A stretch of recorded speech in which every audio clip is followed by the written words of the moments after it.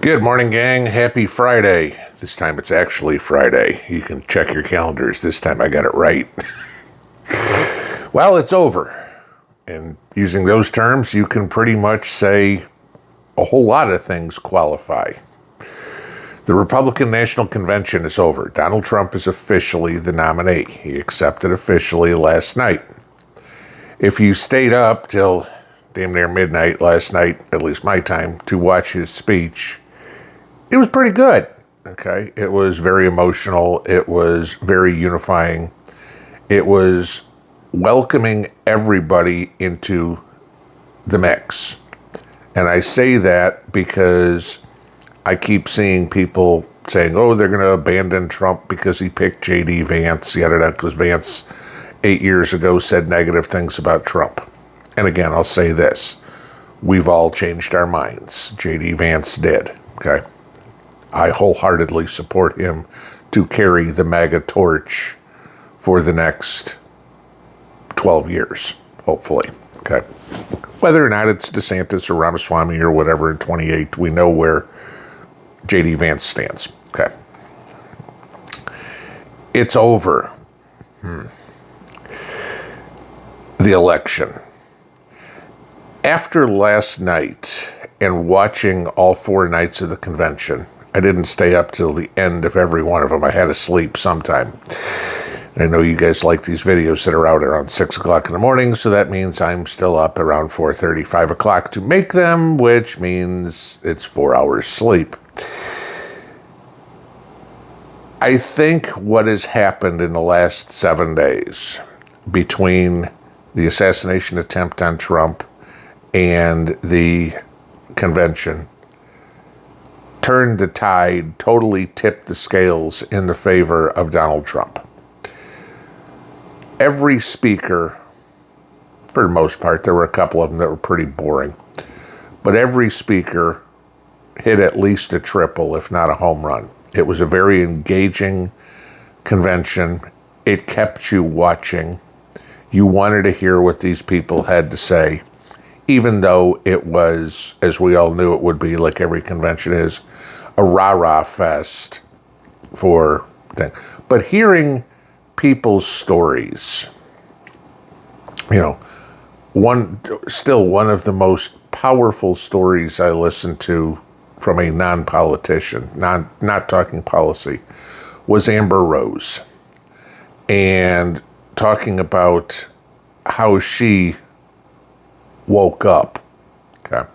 Not got woke, awakened as to what's true. If you haven't seen that speech, go Google it and go watch it. It's a couple of minutes, but it's true for a lot of people.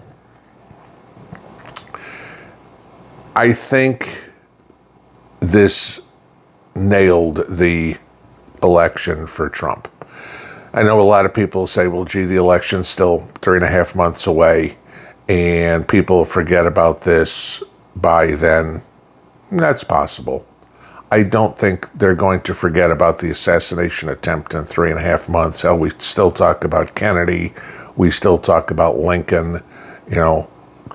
Sometimes you even hear people talking about Gerald Ford's assassination attempt. We still talk about Ronald Reagan,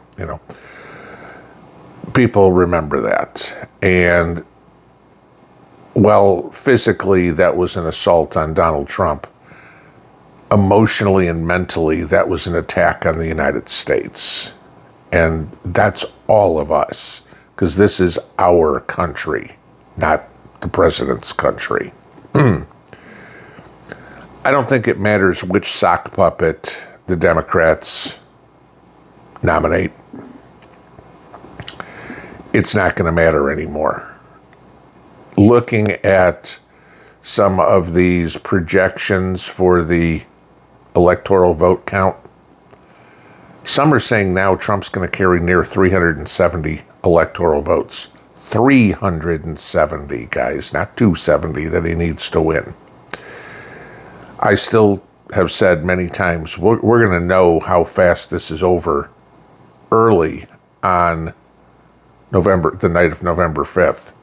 As soon as Pennsylvania and Georgia are called, both for Trump, where he leads in both states by about 5%, the election's over. Trump won. Okay. Half the country won't even have tuned in yet, but if things fall like they normally do, with California going blue and Wyoming going red and yada, yada, yada, it's over. Okay. I think that ended yesterday. Moderates, rhinos, independents, possibly even some Democrats, watched that speech that Trump had said he's talking to 100% of the people, not 50% of the people, was very powerful. Now, of course, the liberal Looney Tunes on MSNBC and CNN, of course, were, oh, this is the worst speech ever. What else are they going to say? You know, they're still trying to prop up the Jello monster that is Joe Biden. They're going to lose. They know it, okay? They know it bad enough where you are starting to see well-known liberal newscasters, I guess to use the term, I can't say journalists, opinion writers, that's better, are starting to say it's over. Van Jones said basically the Democrat Party's done. Doug Schoen, another hardcore liberal political analyst, been around since the 70s, wrote a piece last night saying the election's over. Trump's won. They're starting to realize it. It doesn't matter. The other, it's over.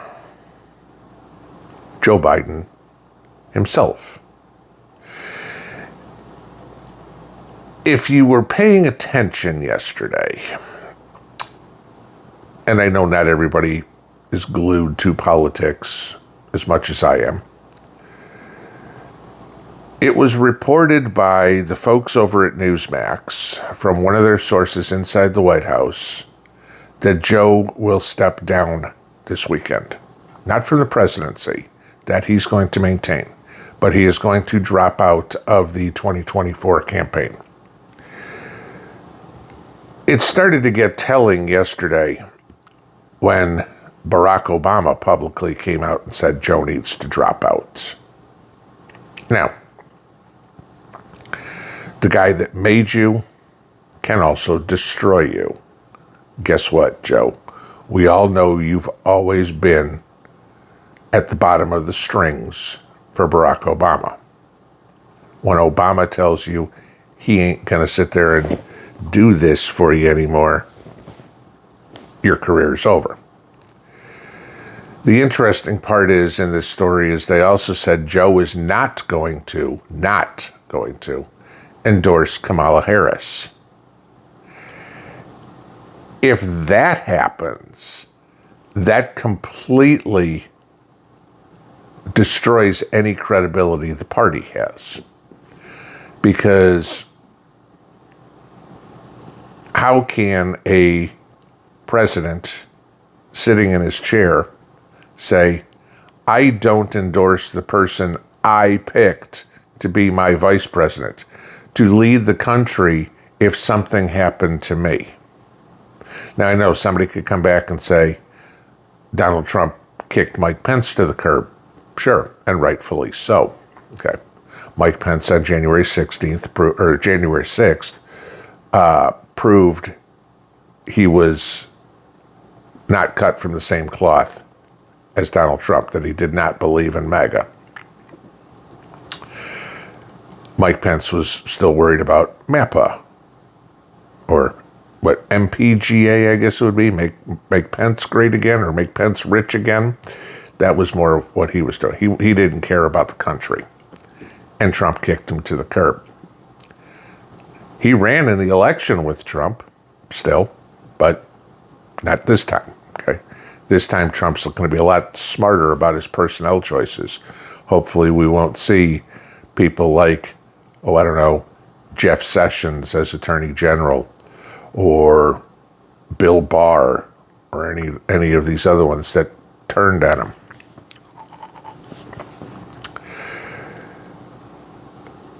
If Biden doesn't pick or doesn't endorse Kamala Harris, it's chaos, which means now they have an open convention for the Democrats.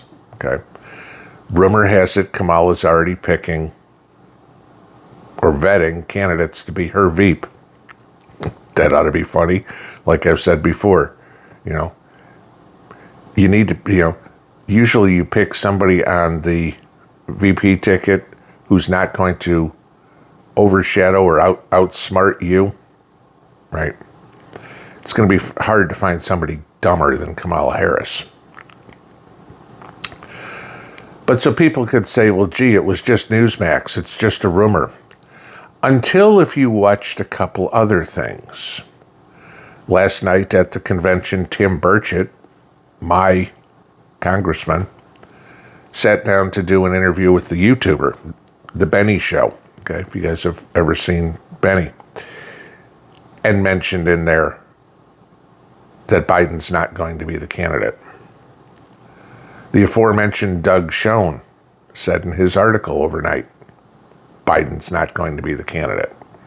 Okay. People in the know are subtly confirming this. Rumor has it that it'll probably happen on Sunday. It's got to happen soon.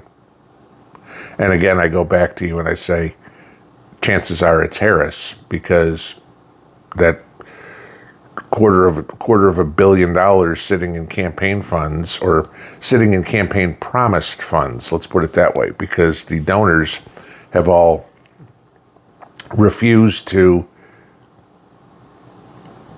give the money they've promised unless Biden steps down, is only there for Biden. Now, it doesn't mean that Biden and Harris. It doesn't mean that the people can change their mind and say, okay, give me my money back, and now I'm going to give it to insert candidate name here. Sure, that's possible. But which candidate on the DNC side wants to commit political suicide? Because it's inevitable right now that Trump wins in November. And your political career after losing the presidency, most of the time is pretty much over.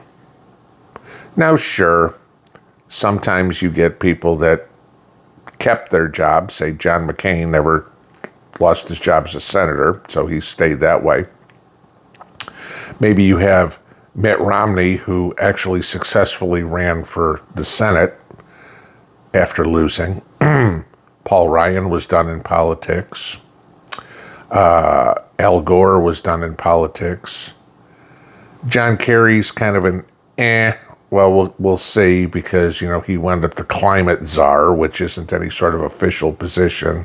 It's just a cash cow for him to go be the bag man to steal money from people. But Biden's done. Good and bad. Good because the guy's grossly incompetent and completely lost his mind. Bad because I would love him to end his political career, his disastrous political career, as an embarrassment. To lose the Electoral College in one of the biggest landslides ever. It's going to be hard to top Reagan Mondale. But again, let's take a look at that one. Whatever happened to Walter Mondale's career after he lost? You never even heard from him again. Okay. This has been a bittersweet week. They took a shot at our president. Thank God they missed. But he came back within 24 hours and showed he was standing up for all of us. As he said many times, they're not coming after you, they're coming after me. Yeah. And a good leader gets right up and stands in front of his troops and said, no, ain't got me yet. Let's keep going. This fight isn't over. it's certainly not time to rest on our laurels. The atmosphere in the country, I think at least, is a little more positive. There's a light at the end of the tunnel. The dark days of the Biden regime are nearly over. And people are seeing hope and change, this time in a positive manner, on the horizon. We'll know for sure in 3.5 months. But I'd be utterly shocked if Donald Trump isn't reelected to the Oval Office. Keep an eye on your news this weekend, whether you got your app to notify you or whatever. But if you haven't heard, expect sometime in the next 72 hours to see a headline, something along the lines of Biden drops out. Who comes in after him? Whoever has no political future. That's going to be hard to find. Kamala Harris has no political future. Pete Buttigieg has no political future. Hillary Clinton has no political future. They could all be sacrificial lambs. I don't think it matters. I think in the last 7 days, the people of this country have said, this is the United States of America, Trump country.